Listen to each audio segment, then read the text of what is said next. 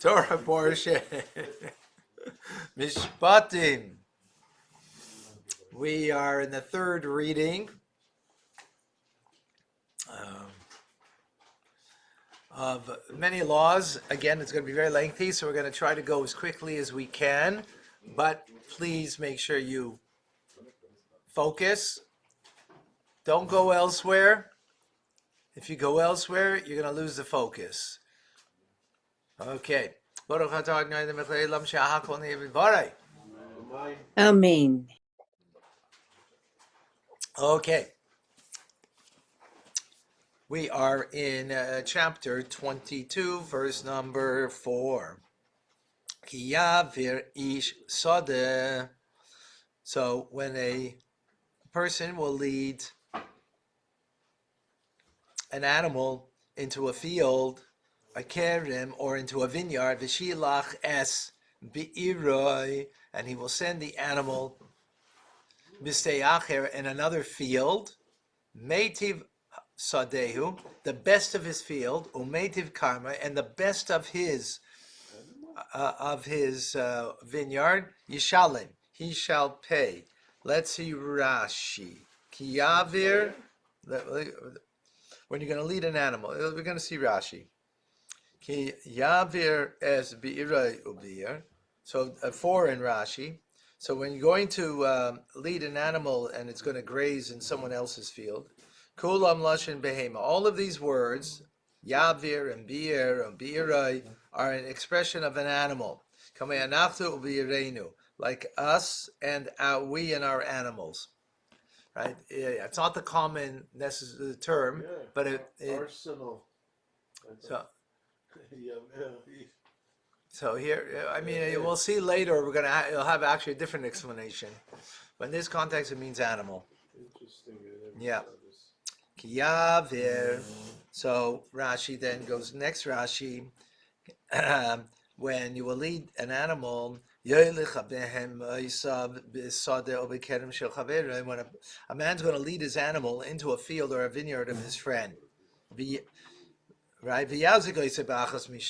And he's going to make damage over there. The animal's going to make damage there in one of these two ways. He will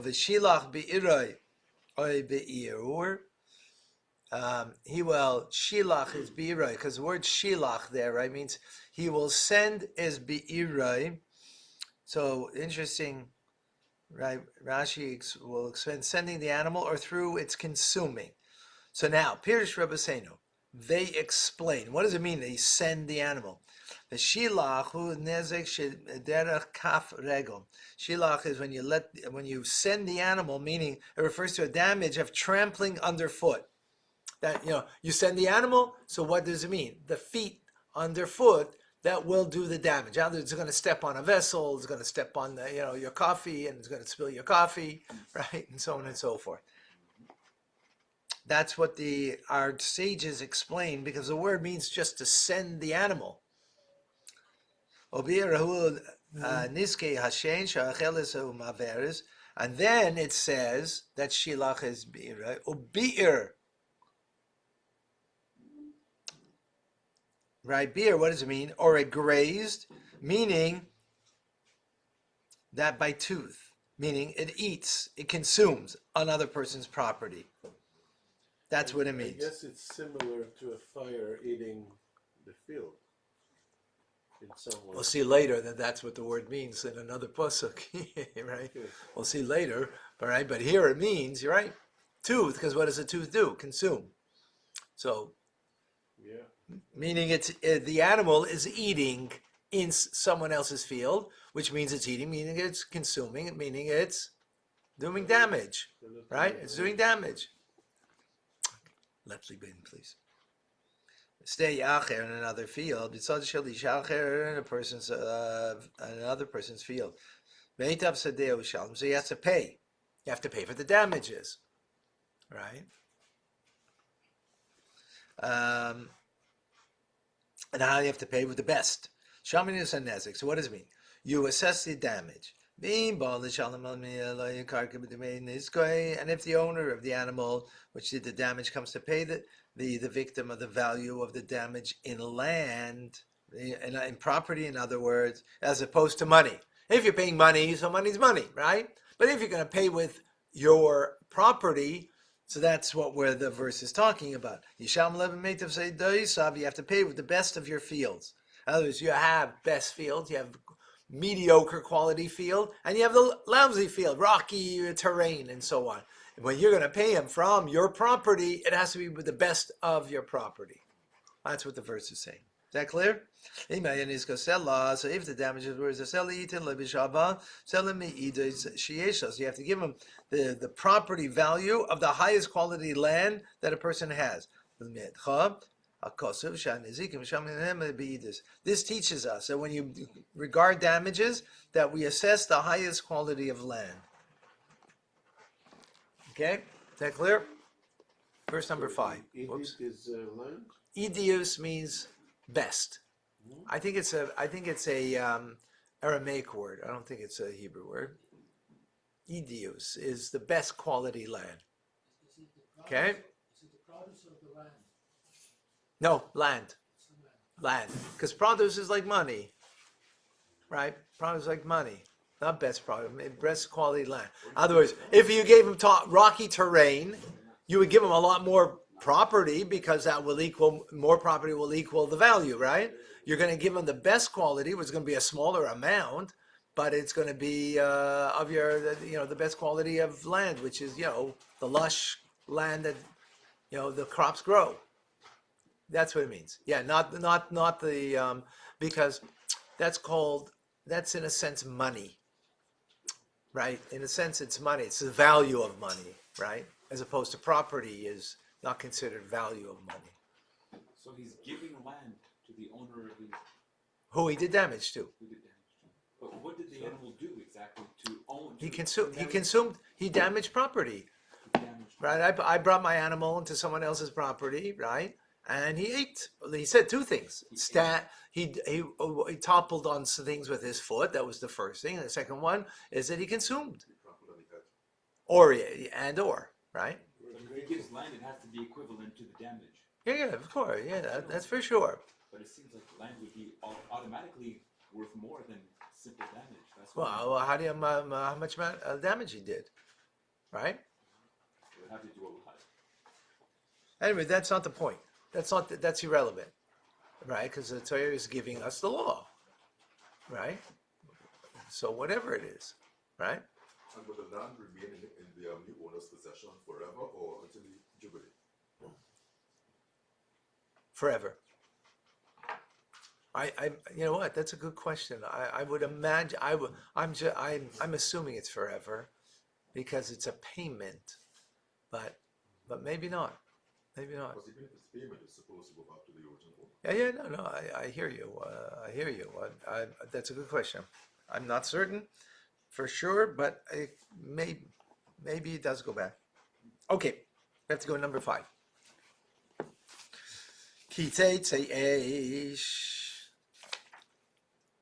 When a fire will go out, and it's going to find thorns, and it's going to consume a stack of grain, or a standing crop, or a field. Shalem, Yishalem, Hamavir, you see the same word, Hamavir, right? He will have to pay the one who is the Mavir, the one who kindled, is a Be'era, the fire. Right? So we just had the same root word, and it meant animal, and now it means, it's not the exact same word, but okay. Number 5. You say it's a yesh when a fire will go out. I feel that's by even if it goes on its own. In other words, it doesn't say who did the fire, right? But from my property, a fire went out, and it went to my neighbor's property and did damage. I'm responsible, right? Even if I didn't light it. And it will find thorns in Old French, chardons. And it will consume a stack of grain.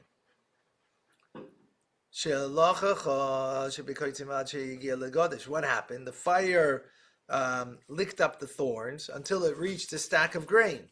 That's what the verse is telling us, right? Or the standing grain that is still joined to the ground, right? In other words, it's still growing in the field. Or the field is lochas nirai, in other words, it's scorched a plowed field. And now you have to plow. You have to plow it a second time. Others, you can't destroy land, right? Can't destroy the earth. The only thing you can do is that if you plowed the earth and it was ready now to sow, so you destroyed the plowing, and that's work, and that's damage. For that has to be paid. The one who kindles shall surely pay. Even though he set the fire in his own property, and it went out by its own means and thorns that it found, the person is obligated to pay. Why? Because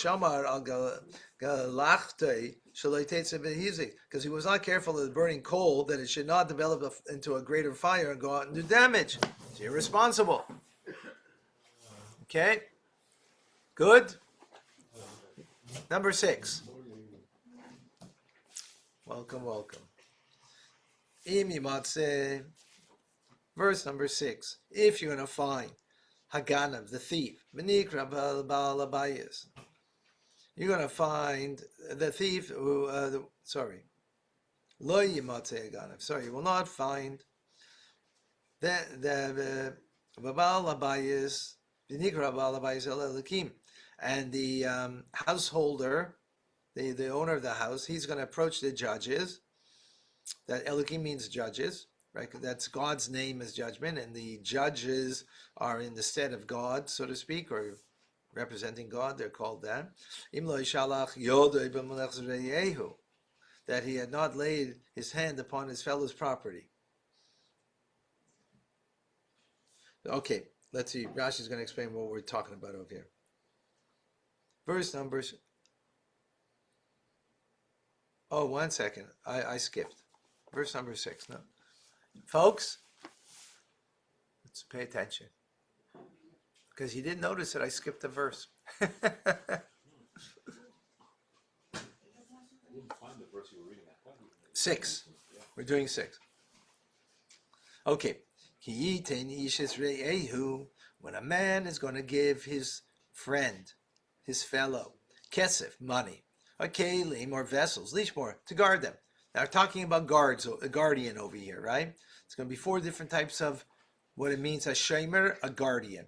The gun of the beis ha'ish, and it was stolen from the house of the guardian. If you find the thief, Yishal Mishnayim, the thief has to pay double. Rashi, number 6, it was stolen from the house of the man according to his words.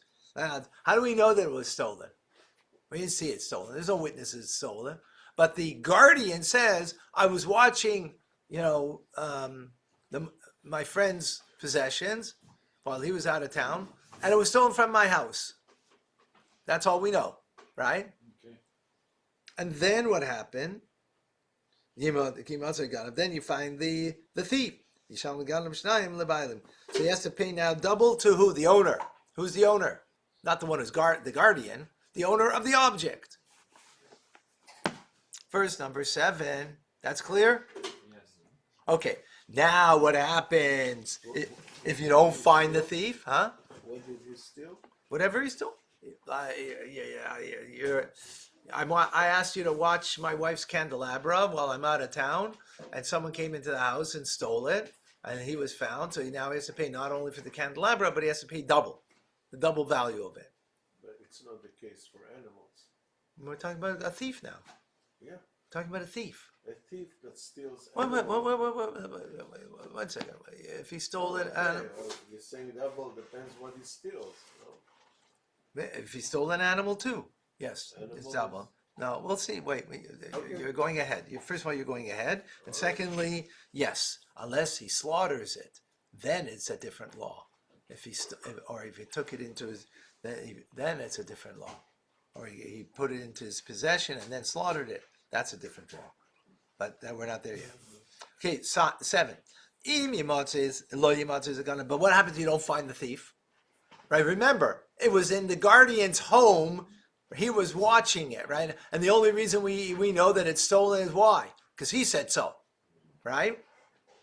V'nikra balabayis halakim. So now the owner of the object is going to come to the judges.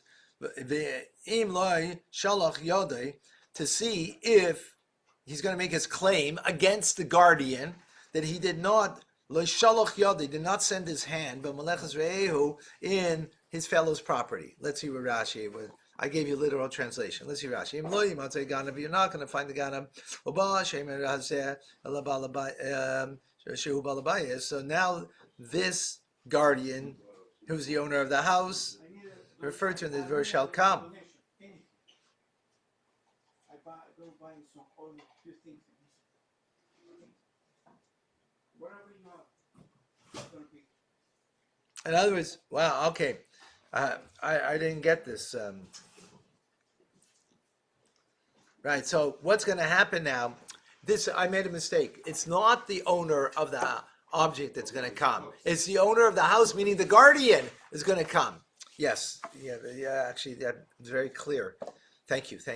Then v'nikrav, and he shall approach ala dayanim, to the judges, ladun imzeh, to now make a judgment against the claim against him. Lishava. He is going to have to take an oath that he did not tamper with the object. So, with his object. With the owner of the object, exactly. So, for example, a guardian is not allowed to use the object. So, let's say I gave my candelabra, right, and now that person used it on Friday to light Shabbos candles with it. That means they used it. They're now obligated. They're responsible now. They're responsible because you're supposed to be a guardian. Guardian means you watch it, you don't use it. Right? That's what it means. Shalach yada, he sent his hand, meaning he used, right? He used it. Is there a difference if he's paid or not? Not in usage, no. Guardian? Yeah, there is a difference in halacha, but not if you used it when you're not supposed to. That makes you now responsible entirely. Yeah, but we're going to get there. We're asking on this. No, in this, no. Shalach yada is not a difference. That's why it didn't make a difference over here. Okay. Shalach means you used it when you're not supposed to. So what's the difference? What kind of guardian you are? You become responsible, right? Either way. Good question. Okay, number 8. I'll call davar pesha. This is called a pesha. Translate over here, sinful or dishonest, you can translate it, right? Al shor, on whether it's an ox.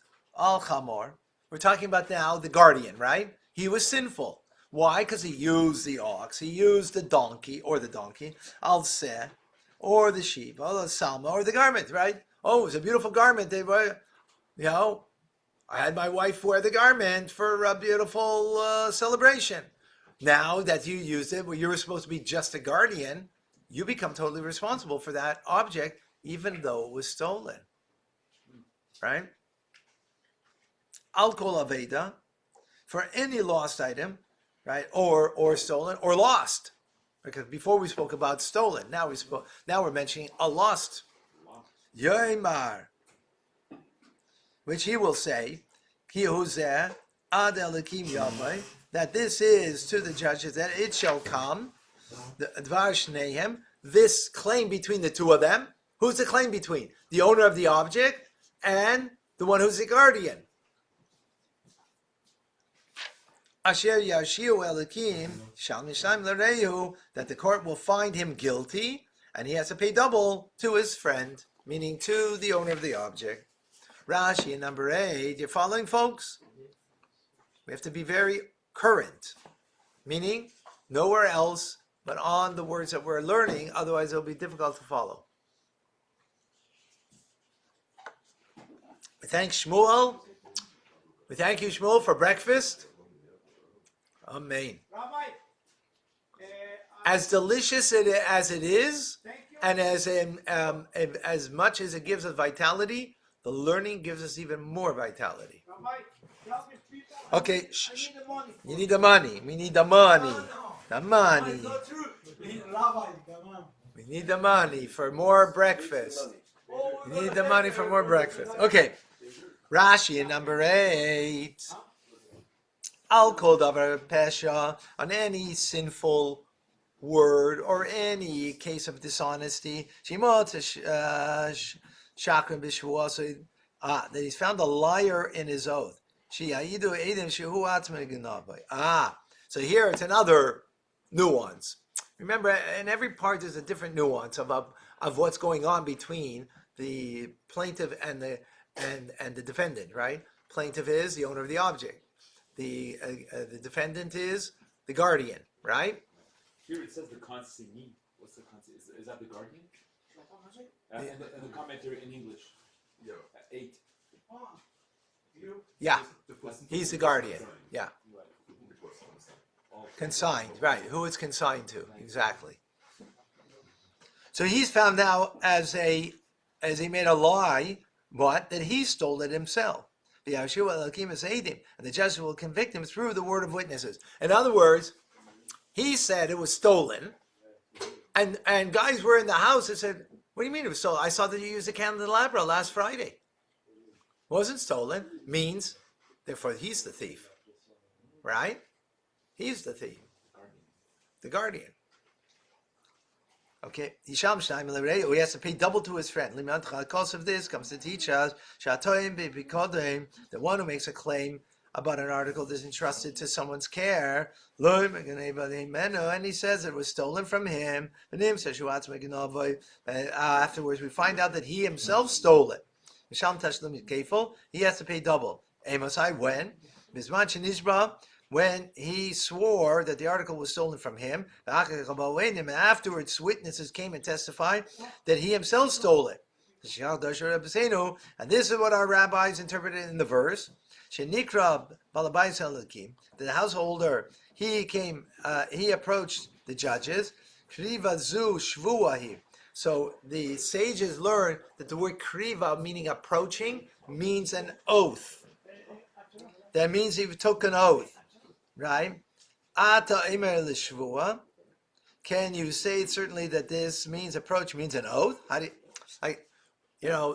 do we know that the word kriva means you just came to court? How do you know that it means you took an oath? Right? The Rashi's asking that question on the sages who learn it this way. Or maybe it just means that they approach for judgment. So in the case where which V'nikra b'al habayit. No, Same roots. we're not. We're talking. Yeah, v'nikra balabai ve'elokim. That's where he's at. That's what he's questioning. Same root of kriva. But that's what he's questioning. He's questioning those words. It's not questioning. Yes, he is. Yes. Follow, and you'll see he's questioning. The word kriva does not mean oath, right? Our sages say it means oath. So now he's going in the argument to prove that it means oath, right? Because the word doesn't mean oath, right? Maybe it just means it came to the court. Deriving it from nikra. Well, let's follow. Oh yeah, or maybe it only means the approach for judgment. So in that case, it would mean that once the guardian came to judgment, and he denied the claim against him, saying that it was stolen, then he would be immediately have to pay. He would have to pay double if witnesses came immediately before he had taken the oath. So that would be wrong. That's a wrong interpretation of things, right? Because the only time you're obliged in this is when you took an oath, right? Only when you took an oath. So here it says laying hand on it, and earlier it said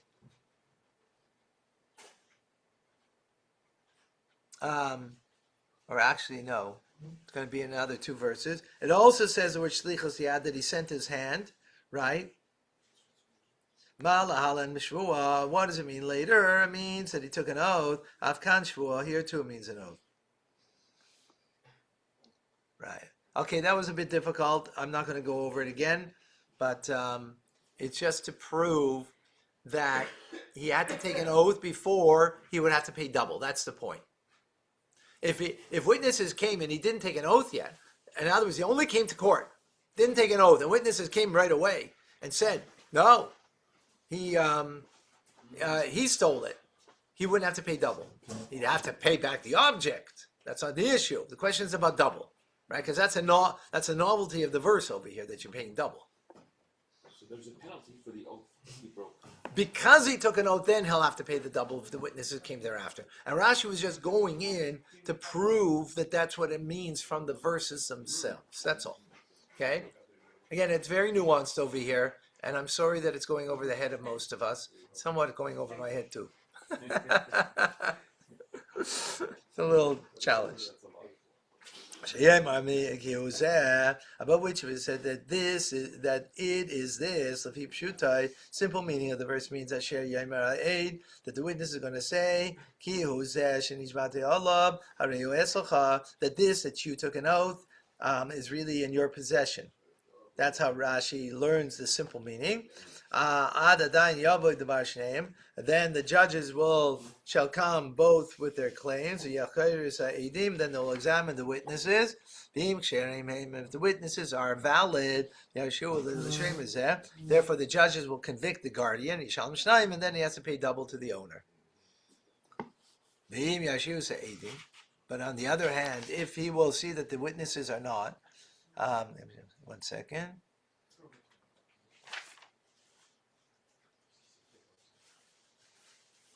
Yeah. Okay, but if they will see that the witnesses are that they will convict the witnesses, because they will be edim zaymimim, which is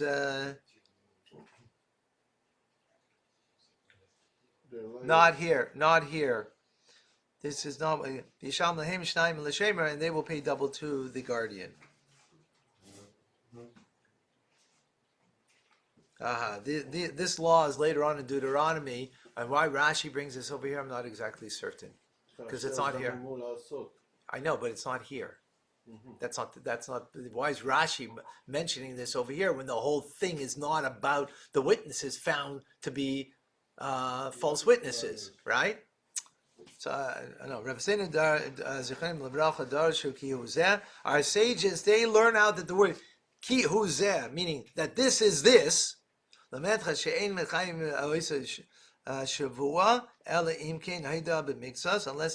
if you took an oath, the only time he would be obligated is because he admitted part of the claim against him. That he says, I only owe you this amount, and the rest was stolen from me. Wow, interesting. Now, wife, don't forget me. Folks, we need money. But tell me. Either that or bring eggs. Bring eggs from your chicken. Or even. Or bring the chicken. That's even better. Bring the chicken. But not a rooster. Okay. Verse number 9. Ki teinish Yisrayehu. Okay. Listen carefully, right? We just spoke about a guardian, right? Now we're continuing with a guardian again, but there's nuance here, okay? Again, when a man is going to give to his friend chamor, a donkey, or a shore, or an ox. By the way, it's switched now. Before it was an ox, donkey. Rashi is going to it won't pick up on that because it's not a question in simple meaning. Or a sheep, or a behema, or an animal, lishmor, to safeguard. Omeis, and it died, or a nishbar, or it got injured, or nishba, or it was seized. Ein roya, and there's no witnesses to it. No witnesses. Rashi, number 9. When a man will give his fellow a donkey or an ox, Parsha Rishona. Now Rashi is interesting. Okay, perfect. Rashi says over here, that the first preceding verses that we learn, now he teaches us, Nemra b'shem Echinim, are speaking about an unpaid guardian. In other words, I gave you my candelabra to watch it for free, right? So you're not responsible, as we will learn, you're not going to be responsible for it being stolen, right? That's why only if you stole it. That's why you have to take the oath that you didn't steal it because you are an unpaid guardian. And if it was stolen from you, you're not responsible. Now we're going to learn about a paid guardian. I paid you to watch it. And it was stolen, you're responsible. Or if it was lost, you're responsible. How do we know he's paid here? Well, no, we're going to go into that. Good question. Good. Well, I'm just giving you outside. Rashi is going to now show us that. But About yeah. Shia, Well, don't go into Shia. that's guarding for free. No, Shia. No one is. Shia. Everybody is. Shia means you were. Yeah, you were. Didn't properly look right. after it. So that everybody's responsible. If you were negligent, that's negligence. Yeah. Negligence, everybody is chayav. Right. Okay. So Rashi says the first, what we just learned, was an unpaid guardian. The fikach pater by esaganeva. That's why he is exempt from theft of property. Because the verse says it was stolen from his house. So if it was stolen and you're responsible, what's the difference? Why would you have to take an oath? It was stolen, you're responsible, pay. Right? So because you're not responsible. Maybe you stole it, so that's why you have to take the oath. Right? And if the thief is found, therefore the household will approach the judges with the oath. The madcha, we have learned, is derived from the verse. He exempts himself when he takes the oath and he doesn't have to pay. But now what we're talking about, this verse is talking about someone who got paid to be a guardian. Therefore, he's not exempt if it was stolen. Because what does the verse say? That if it was stolen, not here by the way, in verse number 11, it says, but it's all about the verses that are in one after the other, right? That if it was stolen, then you have to pay. But if it's an accident, was what we're talking about. We're talking about an accident. In other words, it died by itself, or got injured without being irresponsible. If you're irresponsible, got injured, irresponsible, and it died, so then you're responsible. We're talking about you were totally responsible. You did everything properly, but this is what happened. You're not responsible, as the verse tells us. Right? Or was seized forcibly by bandits. The Ein Raya, what does that mean? There's no one that sees, meaning there's no witnesses to testify about the matter. So therefore, in other words, based on your word, that's what we're talking about. So what needs to happen? Let's continue. Verse number 10. You following? Huh? Okay. Beyond his power. Beyond his power, exactly. And there are no witnesses to bear the truth on this, if it's the truth or not. So what has to happen? What do you have to do? Got to go to court. Oath, exactly. Verse number 10. Let's follow. The oath of God should be between the two of them. What? If he did not send his hand, meaning he used it, which means he's responsible. Once he uses it, he becomes responsible because it's as if he stole it because you're not allowed to use it. You're a guardian. But Melech is Rehu with the property of his friend.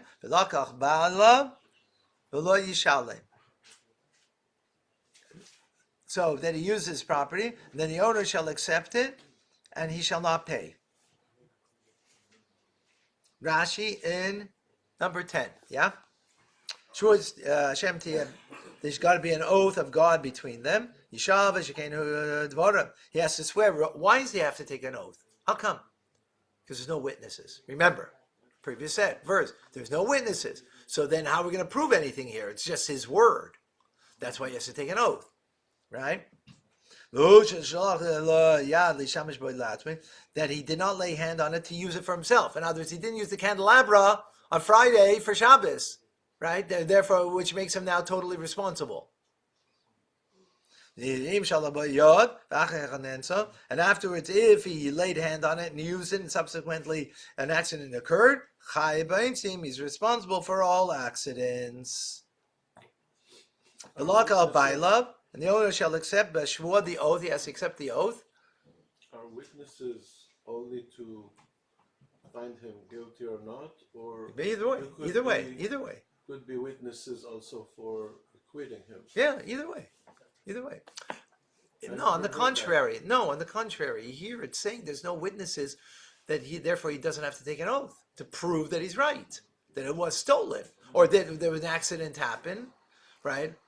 He was responsible. An accident happened, and he got injured or died out of right as an oinus, Yeah, right? but let's say he is paid,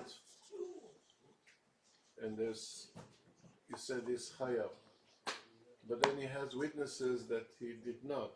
Is it possible that it's going to be? Yeah, if there's, using but we learned that. witnesses for But we his learned benefit? either way. Either here it's speaking witnesses for his benefit.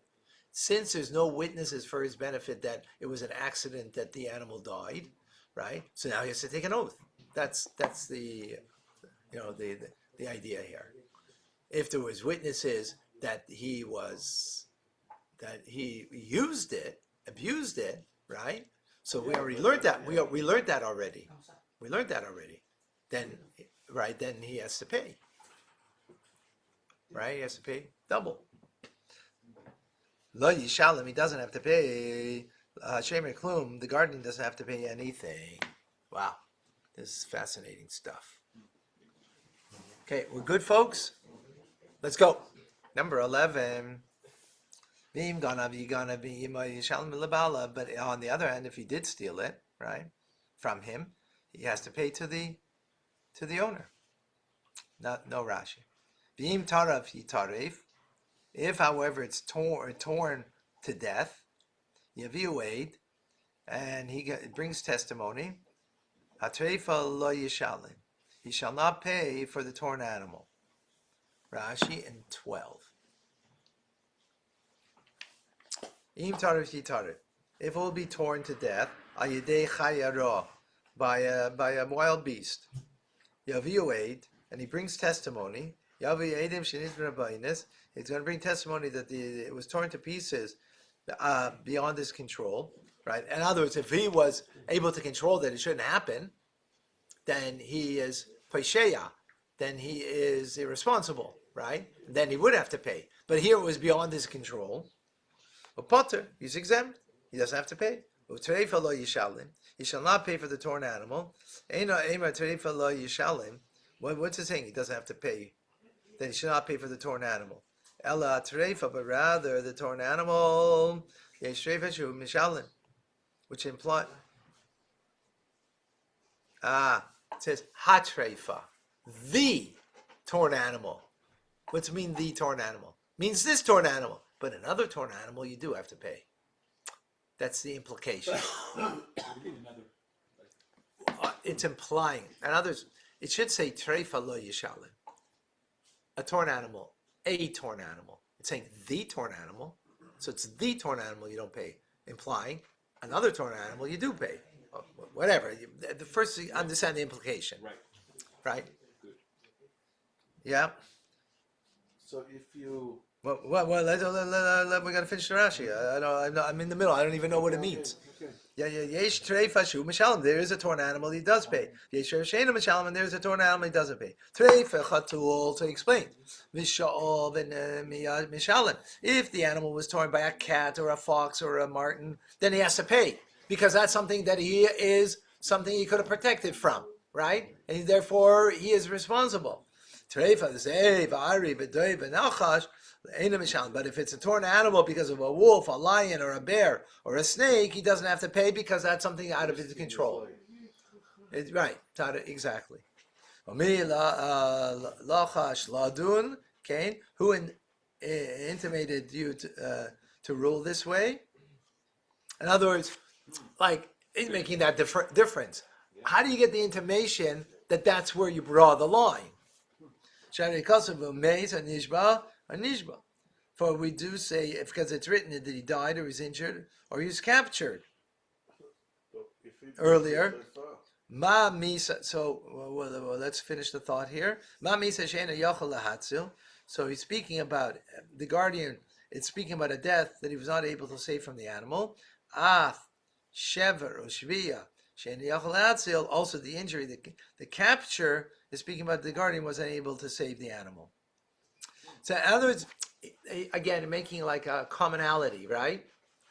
The commonality over here. In other words, our verse is only speaking about a torn animal, right? But where do we know to make that distinction from that? That, you know, the implication is one thing, but where do we know to draw the line? Because it said in the previous verse, it spoke about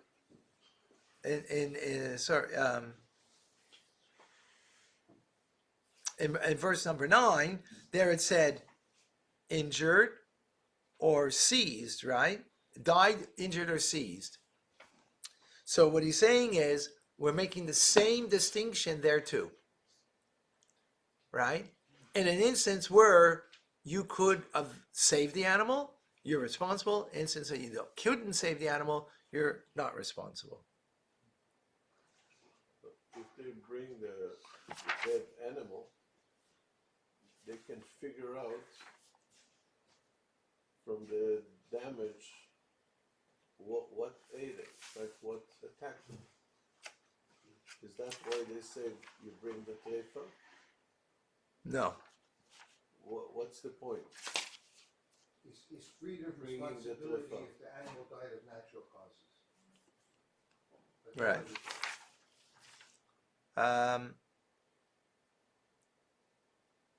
Remember, in this verse, there's a witness here, right? About it. But the witness though, since it says the verse hatrefa, right? So the implication is that this particular one you're not responsible for, right? But another one you would be responsible. That's the implication. So he's drawing the line between these animals and those animals. So where do we get that notion? Right?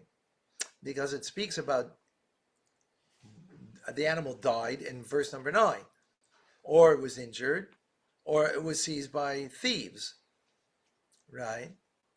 So when we're speaking about the animal died, right, that's more in your control, right? Other animals coming in and eating up the animal, tearing up the animal, that's really not in your control as much, right? But this is in your control.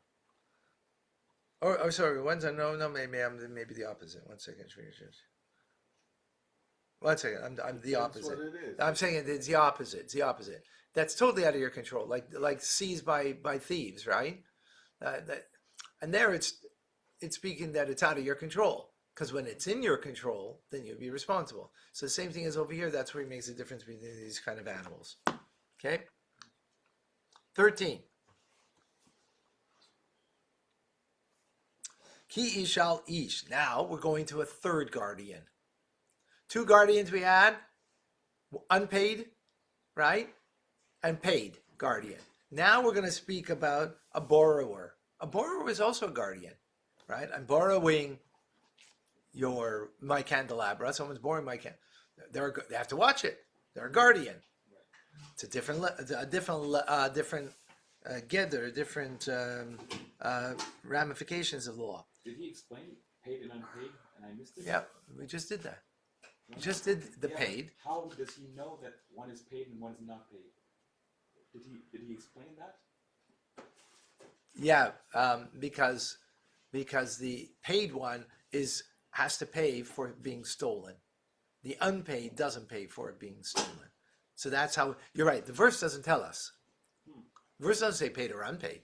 It just said that he's a guardian, right? That's all it said. Right. But there was a difference between the two.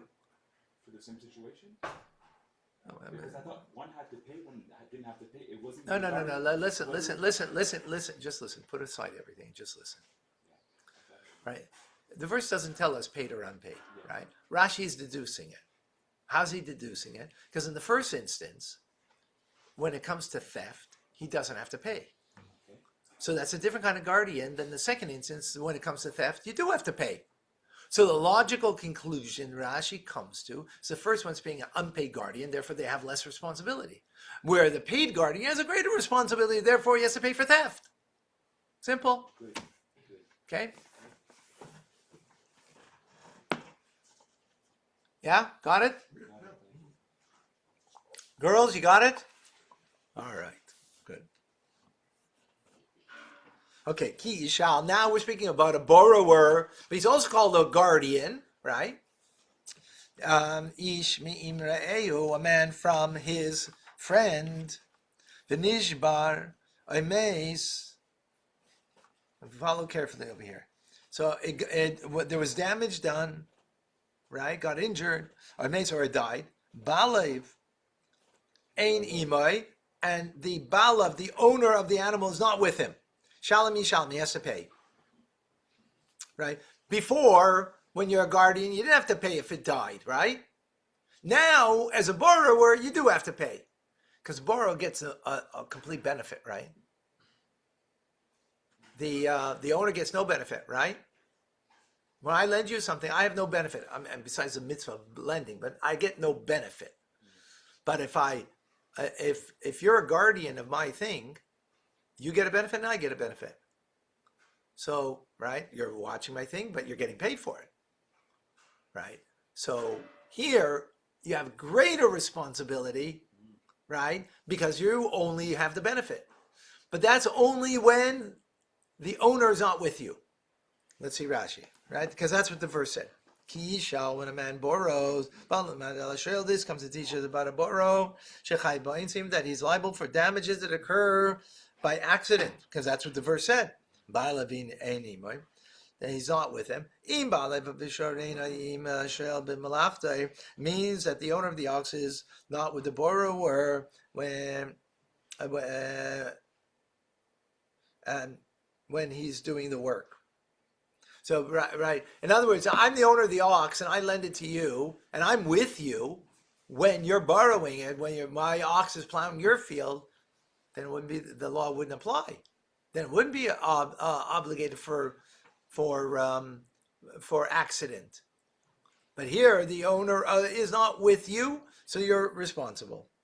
Total responsibility. Yeah? Yes. Okay. Assumedly the owner. Huh? Assumedly the owner could say, "You're killing my ox. You're working him too hard to the borrower." That's why he's with them, and the ox should die. Then he's not. Well, let's see. That's the next verse. Next verse. And if the owner is with him, lo yishalem, he doesn't have to pay him. Because he doesn't have to pay if it is higher. If it is hired, it came in return for its rental. Let's see Rashi. If the owner is with him, whether the animal's owner is involved in the same task as the animal, or whether he's involved in another task, a little different than you said. But he was there when the owner was with the borrower at the time of borrowing. And it's he doesn't have to be there with them at the time of injury or death. He's exempt from payment.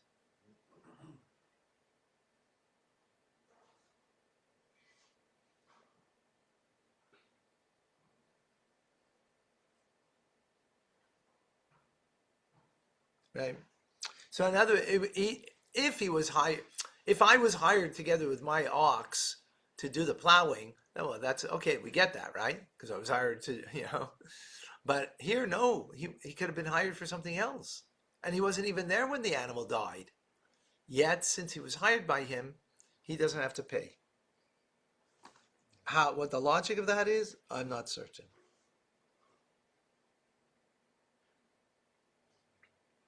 If he is hired, if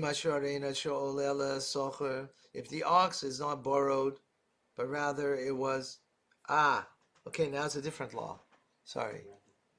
He was renting. He's paying for the use of the ox. Yeah, exactly. He's renting it for a fee, not borrowing it. All of the benefit is not him, because there's a transaction here. Because it's used, right, through a fee. Therefore, he does not fall under the category of a borrower. That he should be obligated to pay for damages. But the problem is, the Torah doesn't say what the law is. Right? Look, im sachir hu ba b'scharei. This is the end. All it says, he came to rent it, right? And it's a rental. Does it say what the law is? No. It says nothing. It's open-ended. Does it say what? It's open-ended. It doesn't say what the law is, Okay. right? But it is distinctive from the lender, right? So, the Torah doesn't say what its law is. Is he like an unpaid guardian, or is he like a paid guardian? Since it doesn't say, what do you think? There's a debate on this by the sages in the Talmud on how to look at him. So how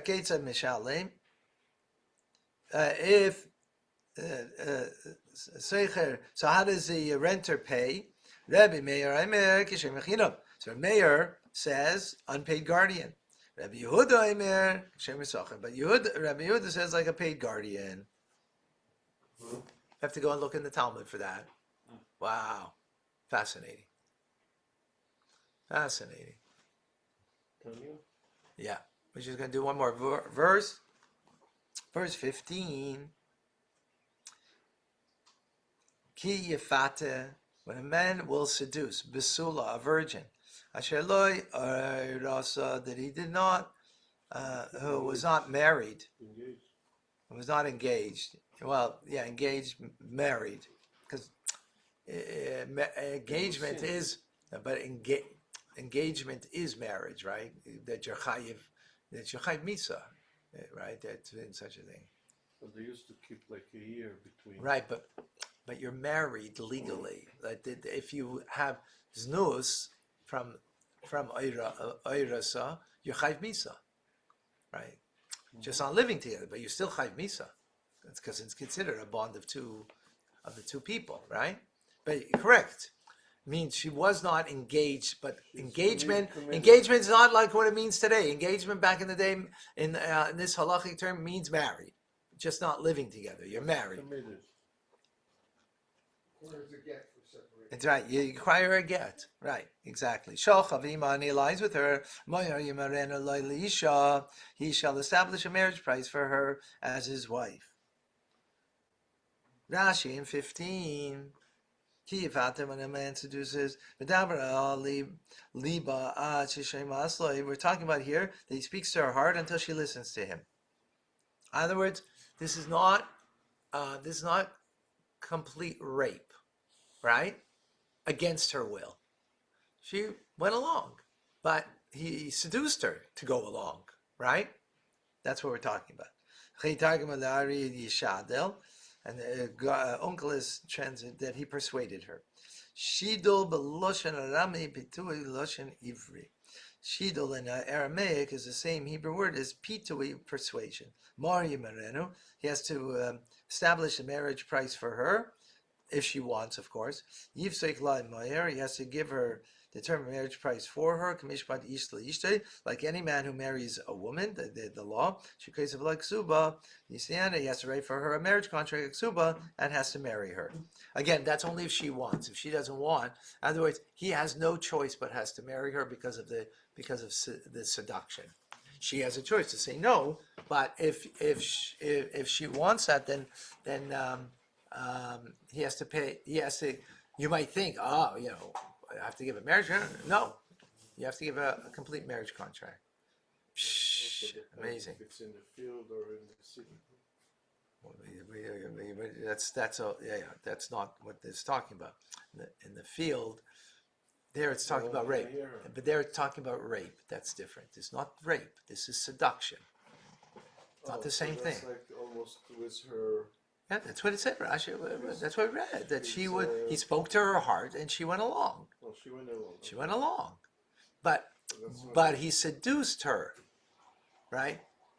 What does it mean? As opposed to, he didn't go out and court her and